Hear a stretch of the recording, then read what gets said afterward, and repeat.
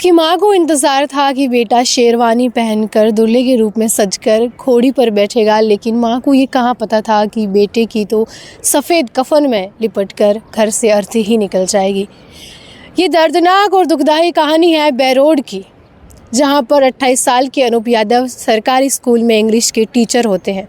7 जनवरी को वो अपने घर बेरोड से खैरतल तिजारा के लिए निकलते हैं, क्योंकि उनकी वहाँ पर ड्यूटी थी, जॉइनिंग वहाँ पर उन्होंने की हुई थी। अनूप जा रहे होते हैं तो दिल्ली जयपुर हाईवे पर एक तेज़ रफ्तार से आ रहे ट्रक ने अनूप को कुचल दिया होता है और उनका पूरा सिर है वो ट्रक के पहिए से कुचल जाता है। मौके पर ही अनूप यादव की मौत हो जाती है। अनूप खैरतल तिजारा में किराए का कमरा लेकर के रह रहे थे और घर छुट्टियों पर ही वो आना जाना करते थे। सर्दियों की छुट्टी थी, अनूप घर पर आए हुए थे। अनूप की शादी होने को थी 2 फरवरी को। अपनी शादी की सारी तैयारी अनूप ने कर ली थी कि यहाँ तक कि टेंट हलवाई तक को भी बुक कर लिया था। अपनी मनपसंद शेरवानी को घर पर लेकर के आ गए थे। अनूप टेलर पर अपनी सिलाई के लिए कोट और पैंट भी दे दिए थे, जो कि वहाँ पर अभी तक भी पड़े हुए हैं।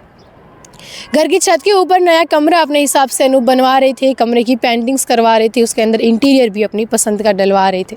अपने मम्मी पापा को बोला था कि सर्दियों की छुट्टी ख़त्म हो गई है, मैं एक बार स्कूल में जॉइनिंग कर लेता हूँ, 2-3 दिन बाद मैं फिर से छुट्टी लेकर के आ जाऊँगा, शादी के कार्ड लेकर के स्कूल जाऊँगा, अपने स्टाफ को इनविटेशन दूंगा, इसके बाद मैं शादी के लिए 15 दिन की छुट्टी है वो ले लूँगा। अपनी मनपसंद से अनूप ने शादी का कार्ड भी बनवा लिया था, लेकिन नियति को तो कुछ और ही मंजूर था।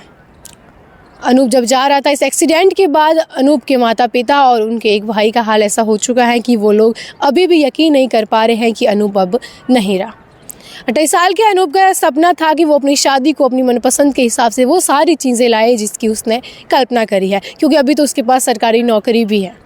इंग्लिश के टीचर थे अनूप। छुट्टियों में घर आते थे, फिर एक दिन पहले तिजारा के लिए निकल जाते थे। सुबह सुबह सर्दियों में ज़्यादा ठंड होती है, कोहरा भी होता है, इसलिए अनूप आराम से अपनी गाड़ी चलाते हुए जा रहे थे।